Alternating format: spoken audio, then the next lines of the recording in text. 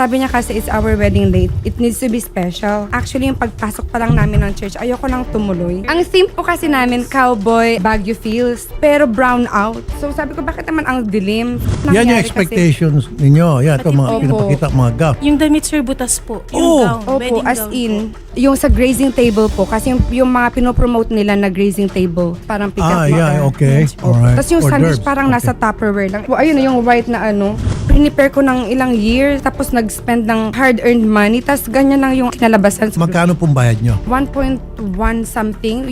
Sa kanya pa lang po yun. I think the remedy for now is to file a case of estafa against the wedding coordinator. Opo, Sen. Estafa po talaga, Sen. Pwede ko kayong tumulong dito sa pag-file ng estafa case against dito sa wedding coordinator. Yes, I need to check lang sa legal team namin just to make sure. But definitely, we will address this issue. We just wanna clear po yung mga false and incomplete informations po na False nasabi and niya. incomplete information. Yes When po. you say false and incomplete information, ano po yung mga yun? Okay po. First of all po, dun po tayo sa madilim. Since yun po yung parang main point po nila last time. So, ayun nga po. Sabi po nila madilim na parang brown out na po, which is false po.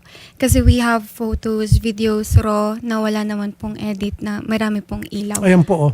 Yan yung pinadala sa amin. Yes. Yan to po. Ayon sa kanila ito? Yes po. Ayon Sa sa kanila na po yan. Galing po kila Mama Angelay. Okay. Opo. Napagpapakita Ayan po nga yung dyan naman. entrance nila. Yung entrance. Yes po. Mismong entrance po yan ng couple. Okay, so maraming ilaw. Marami po, sir. Alright. Ang nasa package lang po niya actually, Sir Rafi, 4 moving heads, 4 par lights po. So, 4 moving heads po yung mga gumagalaw po na ilaw. Moving heads ang tawag Yes noon. po, yes Okay. po. Pero po, sinobrahan ko po siya. Ilan ba yung usapan nyo sa 4 lang po. 4 na moving heads? Yung Yes gumagalaw-galaw na Yes parang po, yes spotlight. po. Then, Okay. 4 par lights and spotlights po ang nakalagay. Bali, 8 lang po dapat yung parang nakatutok. Yung sa binayad nila. Yes Pero po. ilan po yung inilagay nyo? Dinagdagan ko po, ginawa ko pong 16 moving heads, then 40 pieces par lights. Sobra-sobra pa. Sobra From 4, po. ginawa mo yung 16. Yes po. Okay. Ba't Since- nyo po dinagdagan?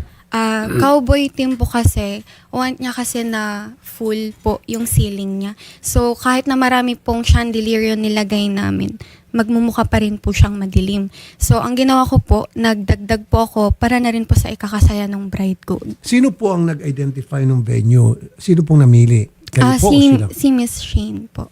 Sila pong namili ng Yes venue. po. Yes Tapos kayo na lang po ang naglagay ng mga ilaw at kung ano pa mga Yes po, yes dekorasyon doon sa venue na yon. Yes po. Okay, ano pa po? Ayun po. And then, dun po sa misleading po kasi yung nasabi niya na 1.1 yung binayad niya na sa akin lang 1.1 daw million po. pesos. Yes po. Yung sa 1.1 po, sir, ang sa amin lang po dun sa package. Actually, ang package niya lang po 600. 600,000. Yes lang. Pero sa package po na yun, marami pong inclusions.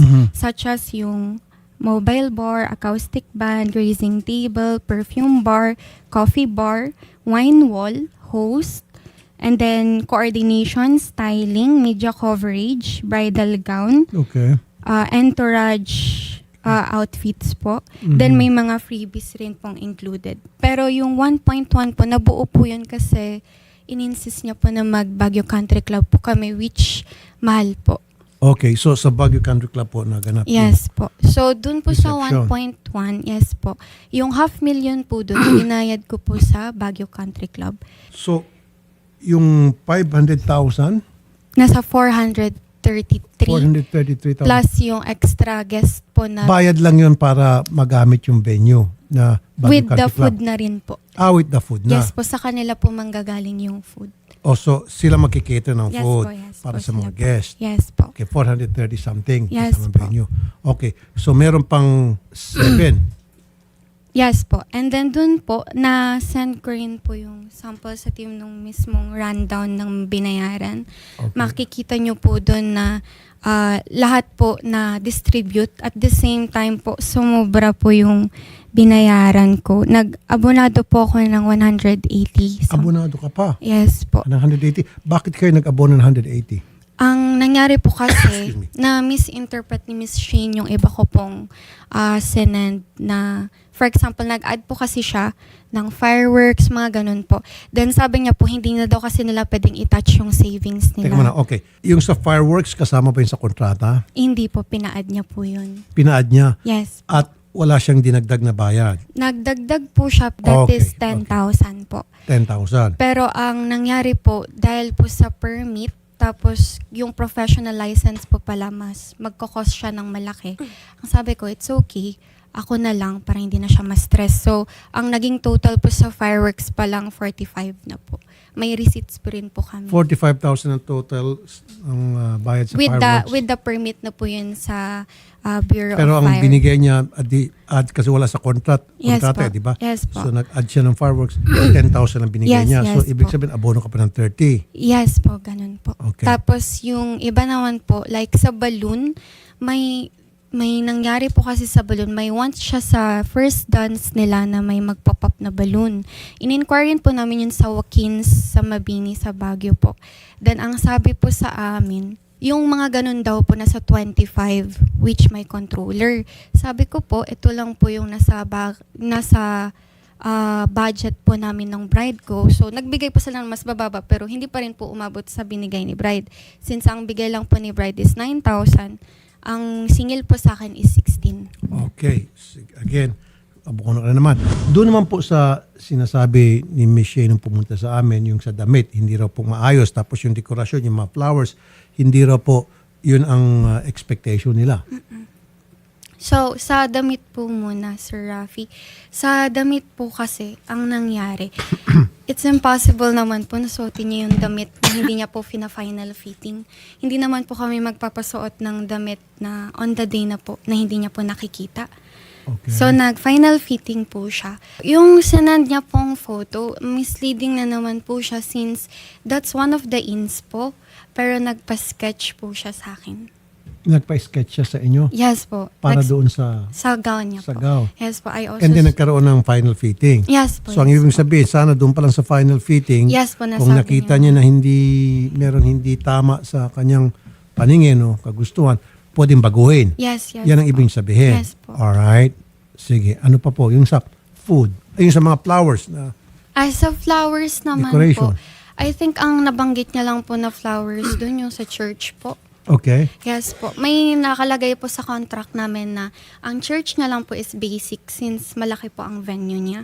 Magfo-focus kami mapapaganda yung venue niya. Sinabi ko rin yun po sa kanya, may convo rin po kami regarding dun, na yung sa church niya po, basic lang na ililipat po sa reception. Pero hindi ko po yun ginawa para rin po, para lang po masatisfy ulit siya. Okay. Kasi nabanggit nga po noon ni Miss Shane, expectation versus reality. Yun daw po yung mga pinakita niyong picture sa Ay, kanya. no po, Sir Rafi. So, in-expect nila na kung ano yung pinakita niyo sa picture o sa catalog, yun din po yung madadat na nila. Wala However, po. it didn't happen daw Wala po akong pinakita sa kanya. ng catalog. Siya po ang nagbigay ng inspo. So, yung floral arrangement, siya ang nagsabi sa inyo kung paano ang maging itsura. Yes Sabi po. mo, hindi galing sa iyong catalog. Yes po, hindi Tapos pinaliwanag mo na hindi nyo kaya. sabi po namin wala po kaming ganun. Kaya nga, dahil wala kayong ganon. Yes po. Hindi nyo sinabi na, sige, susubukan namin, gawa namin ng paraan. You didn't say that. We did say po. Na, Okay. So, nangako kayo sa kanya. Of course, mag-expect yung tao. Iba kasi yung sabihin mo na, sorry, hindi namin kaya yan. Sorry talaga. Pero yung sabi mo, sige, gawan natin ng paraan. Talagang nandun yung expectation nila. Yes. Na pagdating nila doon sa wedding, yun ang makikita nila. Yes. So, kumbaga parang na-short change sila. Yun yung feeling nila. Okay. Hello, magandang hapon po, Ma'am Shane Joy. Hi, hello po. Narinig ko po lahat, ang lahat ng kasinungalingan at may proof po ako, lahat ng conversation namin. From the false information na sinasabi mo about sa madilim and ambient, nag-send na po sa amin yung team na ni-hire ko na media. So, sinend ko po sa group yung yung mga pictures na super dilim. Yung kinuha po kasi nilang lighting sa harap lang.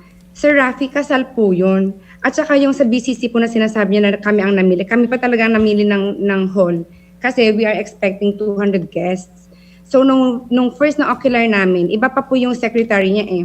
Sabi po niya sa akin na yung ano mo ma'am, yung venue mo is very huge. So, kailangan nating dagdagan ng trusses. Yung trusses po na nasa package namin is 40 by 80. So sabi niya, mag-additional ka ng trusses, gawin nating 80 by 80. At inas ko po yung dati niyang secretary kung naaalala niya yung conversation na yon. And she said yes.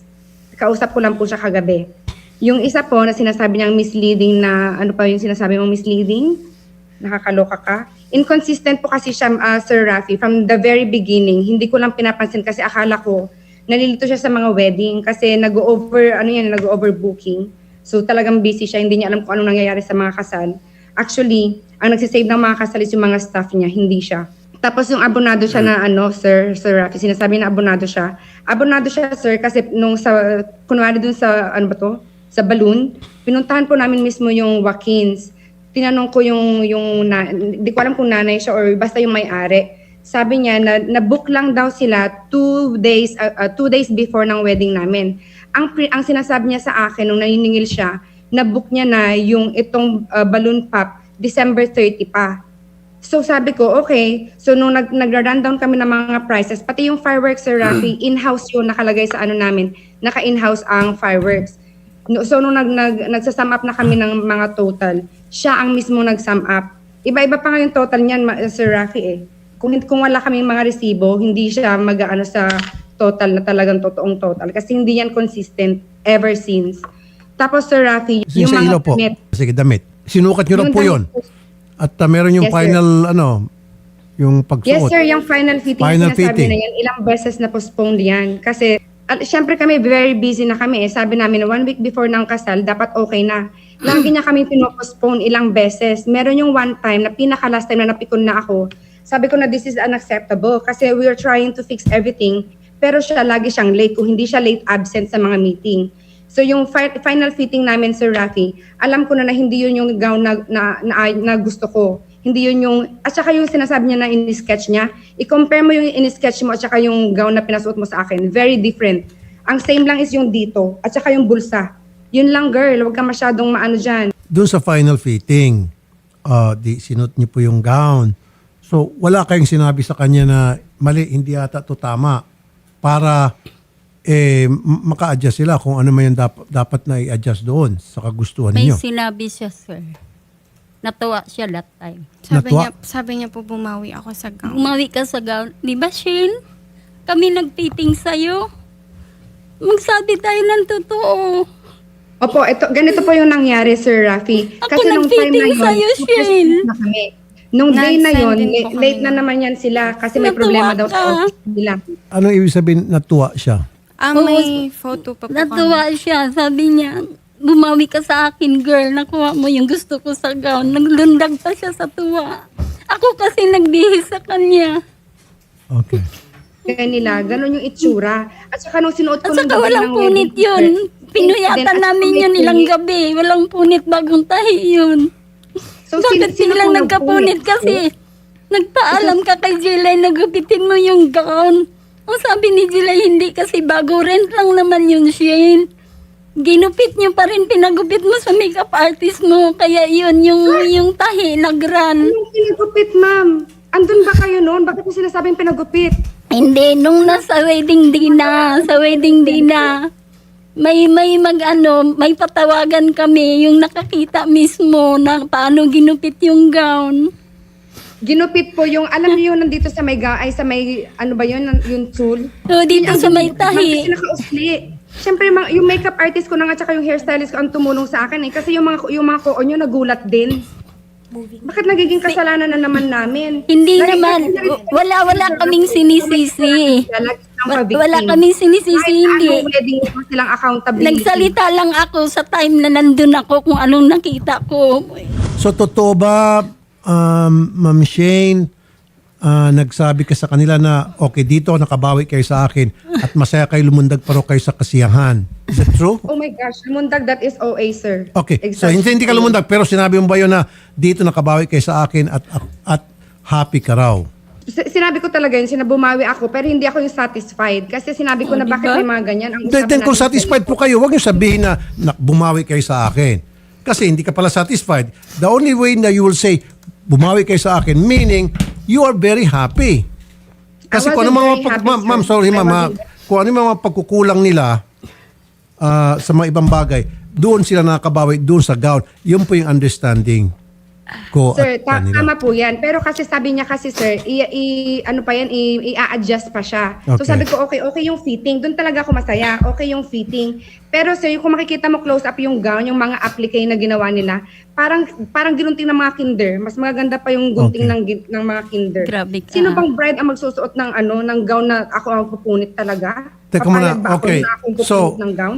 So after na mag-fitting, happy ka, and then binalik yung gown sa kanila, and Punit then, na po. hindi na? Punit na. Binalik punit na. Hindi, teka muna. So yung gown, tinahin niyo, final fitting, nakita niya, sabi niyo happy siya, Yes. at sabi niya bumawi kayo sa kanya. Yung gown, inuwi niyo or naiwan na sa kanya? Binalik niya. Binalik. Rent lang kasi yun. Rent lang yon. During the time po kasi, nabisi ako sa reception, tumatawag po yung bride ko or ko.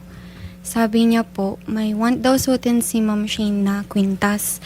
Pero because of yung tahi po dito, gusto daw niyang ipagupit. So sabi ko po, made to rent lang yan. Hindi tayo pwede. Kasi madadamage yung gown, bibigat siya lalo. Kasi single tool na lang po siya. Madami siyang beads at saka mabigat po siya. So kapag bumigat yung gown, tas hindi ko kinaya ng tool, pwede pong mawakwak dito. So ang So hindi nangyari... pwedeng i-adjust. Pwedeng i-adjust, sir. Pwede i-adjust pero on the day po kasi nila ginupit. Sinong gumpit sila? Yung makeup artist po daw. Makeup artist niya. Yes po. No, sir, that's a lie. Oh my gosh. Isinong Actually, gumupit. sir, yung former na employee niya mismo ang nagsabi sa akin na nira-rush yung gown ko even the night before ng wedding namin. Yung kasi sila lang pala yung gumawa, sir. Ang sabi dapat couture yan. Kasi made to Kami made naman to rent. talaga So, gumagawa lahat. additional payment. Okay. Oh, May additional payment? Yes, nag-additional yes, payment. sir. Okay. Kaya yung additional payment, kaya po siya couture. Kasi parang it's meant for me sana. It's meant for my measurement. Right. Pero ang sabi ko pala, binili lang pala yan sa Manila. Kung binili lang pala, edi dapat pala ako na lang bumili sa Divisoria, yung pinakamaayos pa at pinakamaganda. Doon na naman po doon sa ilaw, Miss Shane, moving heads kasi nagreklamo kayo madilim. Ang sa kontrata is 4 lang. However, ang inilagay nilang moving heads, sobra-sobra, it amounted to 16. Sir, actually yan sir, 'di ba kapag kasal sir, dapat lahat buong space may ilaw. At saka yung yan sir, yung trusses na yan, 80 by 80 dapat. Ang ginawa lang nila 40 by 80 and nag-additional ako ng 60K sir. So dapat mahaba yan na square. Kasi 80 by 80, 'di ba? Ang styling and everything under sa kanya sir. In-house niya 'yon. So 'di ba dapat lahat 'yon kapag ikaw ang styling and everything. Dapat alam mo kung paano mo i-distribute yung ilaw mo, hindi lang yung sa harap. Ambient sa harap lang. Nakita kung makita niyo po yung pictures na sinend sa akin from a media team, as in wala kang makita. Professional camera na yung ginamit diyan. Okay, ganito po ang nakikita ko kasi balikan tayo left, right, and then he said, she said tayo. Would it be better kung mag-usap na lang kayo, come up with a solution dito sa problema nang hindi na magdemandahan, amicably? Yes po. We're very open with that naman po. Ang Okay. nangyari lang po talaga last time, nag-request po sila ng meeting. Sabi Okay. ko po, can we meet in person so we can clarify the things if may Exactly, pagkukulang meet in kami. person. Yeah, that's Yes po. But they said na nasa China na daw po sila. So sabi ko, it's okay po. Online na lang. Then after, I'm not sure with the time, pero mga nakailang, parang weeks na po yun. Tsaka lang po ulit siya nag-update na she needs to talk to me. Ganito ang gawin natin. Miss Shane, Yes po. ano yung gusto mong mangyari dito para pag-usapin ko Kasi na lang for kayo? me, yung amicably na settlement, trinay namin yan, sir, yung sinasabi niya na kami ang first na nag-ano. Actually, before kami lumipad ng China, nag-ask ako sa kanya na we need to meet. Hindi siya nag-send ng group chat namin, si Miss Joyce ang nagsabi, busy siya. So we need to go, come back here. Hindi pwedeng laging siya ang hiningi. Kasi lagi siyang late, lagi siyang absent. sa mga meeting. Pero pag singilan na, very present False, yan. Number false one. na naman po. Kasi kahit tignan niyo po yung Post, chat namin, we can- sabi we po can namin, check our chat, Yeah. Jelay. yes ma'am, sure po, sure. Oh my God. Kasi ang sabi ko po sa kanya, when sila available, hindi na po siya nag-scene. Nag-scene na lang po siya, then nag-update Meron na. kayo dyan sa text? Yes na po, na we need to talk. Kailan kayo willing bumalik dito kung kinakailangan para makapag-usap kayo and then magkaroon ng amicable settlement? Kami po ay maging referee lamang, mag-observe lamang po kami doon sa pag-uusap ninyo. Pwede doon natin dalhin ito sa barangay, nandiyan si chairman, nandiyan sila kagawad para pagmasdan yung flow ng inyong pag-uusap. How's that? Sir, hindi po yan umaattend ng barangay meeting. Hindi, kaya nga ma'am, kaya nga bigyan natin siya ng pagkakataon dahil magdidemandak po siya, kayo. Kaya nga po siya pumunta rito para sabi niya, linisin kanyang pangalan, mag-explain.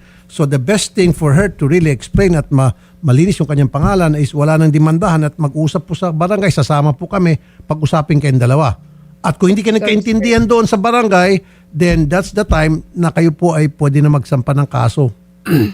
Naglilinis lang yan ng name kasi malapit na naman ng wedding ano ba yun? Parang fair. Very far na po kasi yung mga sinasabi niya. Kami very, very here po to explain every detail if you want po, Sir Rafi.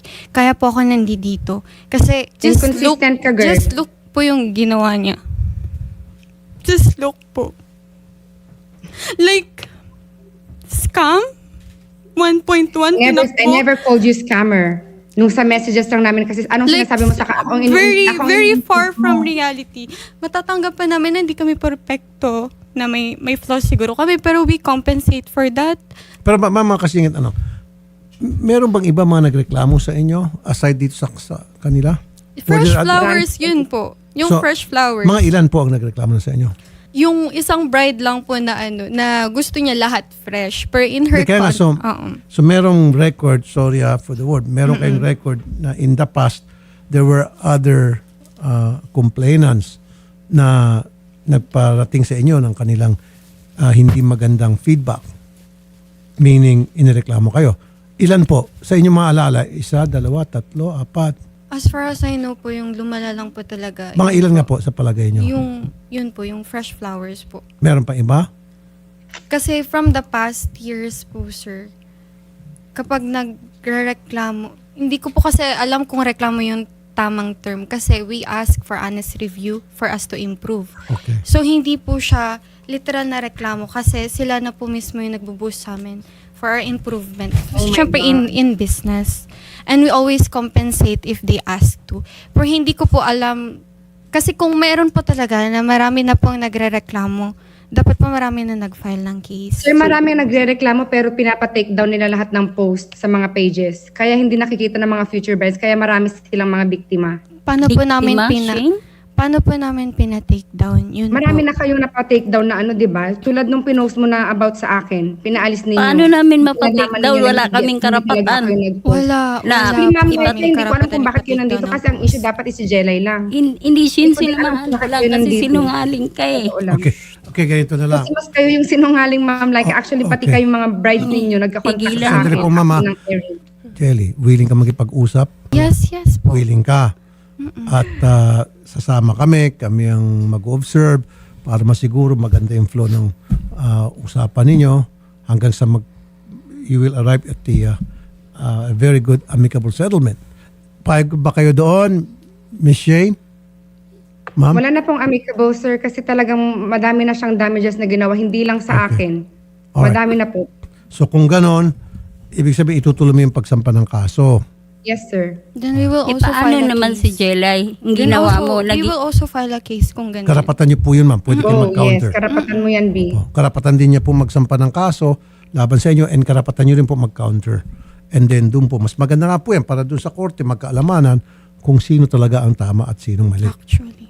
Yun na lang po siguro. That will be the best. At least dito po napagbigyan namin kayo, naibigyan yung side nyo. Mr. Mario Menor, kayo po yung nag-provide ng sounds and lights doon sa wedding ni Miss Joy Atkins Jones?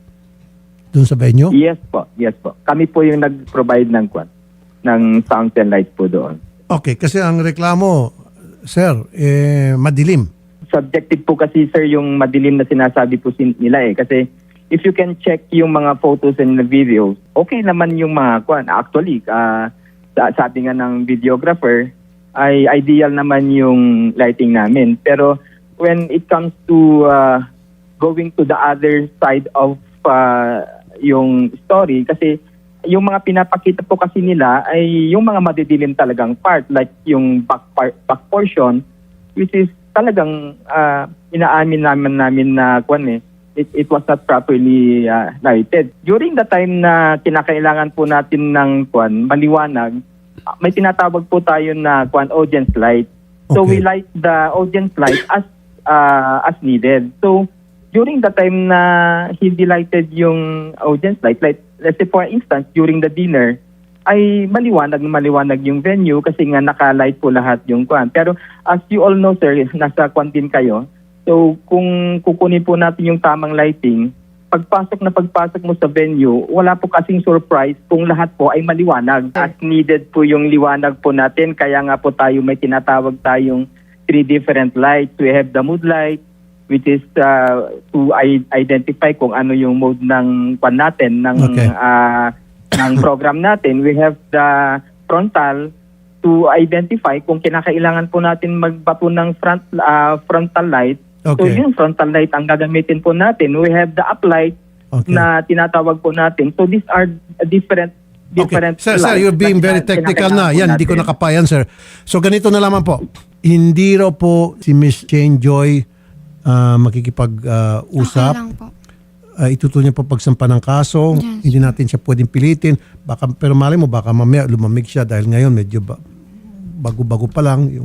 Hindi pa masyadong hilong sugat. It's up to you kung paano kayo mag-usap later on. But for now, decided na po siya magsampa ng kaso against you, and then pwede rin po kayo mag-counter, sabi niyo kanina. Yes. Ganun na lamang. Okay? Pero malay mo, baka magbagong isip niya, open the lines of communication between the two of you. That is what I suggest Yes for now. po. Yung Okay? ano na lang po, mga incomplete informations na na-post. Karapatan niyo po, kung sa tingin niyo, meron siya mga pinost na mga mali-mali, then pwede kayo magkaso ng cyber libel. Oh.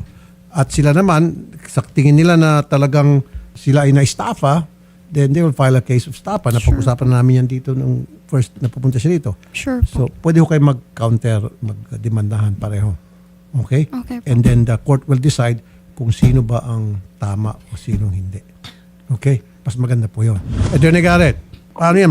Magdemandahan, magka-counter naman ito, ididemanda. At sasabi niya kasi meron daw mga pinos na hindi tama, mali. Sabi ko, so pwede ka mag-counter, pwede ka mag-cyber libel kung meron ka mga ebidensya. Tama? Tama naman po yung both cases na na-mention nyo, Sen. Pero possibly, in practice po, ang ginagawa namin sa ganito before we file a case, then may tinatawag kaming meeting kung saan gagawa kami ng itemization and costing based po dun sa contract. Posible po kasi, Sen, makikita natin kung nagtagpo ba ang binayad ng customer or ng client favor ng kanilang hinire, Sen. So, maganda po siguro before we file cases, we do that, no? Si wedding supplier will honestly show us ano ang costing nitong ginawa ninyo. Ito naman pong si client, siya po ay magbibigay. Magkano na ba ang total na transfer mo? That way we can see kung, of course, kung, di ba, bawian na lang po ng pera, Sen. Yeah. And only kapag may failure po dun, Sen, then that's when we proceed with the filing of cases. Miss Shane, tanong ko lamang sa iyo. What will it take for you na pumayag na makipag-usap sa kanila? What will it take? Siguro sir, kung hindi ko siya kakasuhan, siguro ipa-close yung shop niya at sana hindi siya mabigyan ng permit to do some kind of business like this. Kasi malala. madami siyang maluloko eh. Wala Madami na po yan. siyang maluloko. Wala. Then I surrender. Hindi ko na kaya ang ganon. Okay, ganon na lamang. Sa korte na lang kayo magkita dalawa. Yes. Di ba? Tama, Atty. Garrett. Wala na. Malalim na pala talagang sugat. Tama po, Sen. Kumbaga major surgery na ito. No. So I guess we do proceed with the filing of cases po, Senator. And you're Yan na correct. It is estafa for the client side, and for the service provider side, it will possibly be cyber libel po. Yes, yun na lang. Okay? Nakapag-file na ho ba ng reklamo? Hindi pa po sir, pero yung isa pong bride ang nakapag-file na ng case. Okay. Kasi wala po kami dyan. Pero meron kayong balak mag-file? Ma'am? Opo. O, sige. Hinintay po namin yung instruction ng team ninyo. Okay. Sige, gano'n na lang po. Since kayo po kung lumapit sa amin, tutulungan po namin kayo. Si Attorney Garrett po ang magkipag-usap. Huwag niyo ibabang telepono. Attorney Garrett will talk to you and give you instructions kung paano kayo makaproceed Yes, po. sa pag-fight. Tama, Attorney Garrett? Yes po, Senator. I'll be standing by po. For the meantime naman po, kayo po, Ma'am Jelay, kuha ko yung abogado. Meron na rin. Meron na po? Yes Good. po. And then yun, sabihin niyo po na gusto niyo mag-file ng cyber Yun libel. po. Ongoing na rin po yung process Good, ng file good. po namin. Malay niyo, baka mamaya, in the middle of it, pareho kayo para quits na lang. Kasi abala talaga yung kaso eh. Ay, masyado pong malaki yung Atraso na lang. damage na ginawa Yan. niya. Yun na lang po ha. Sige, salamat po sa pagpunta ha, Miss Jelay and Ma'am Laika, yung mother. And of course, Mr. Peter and Shane Joy Atkins Jones, thank you very much for your time. Maraming salamat po. Magandang hapon Thank you, po sa sir. inyo. Thank you. Thank you po.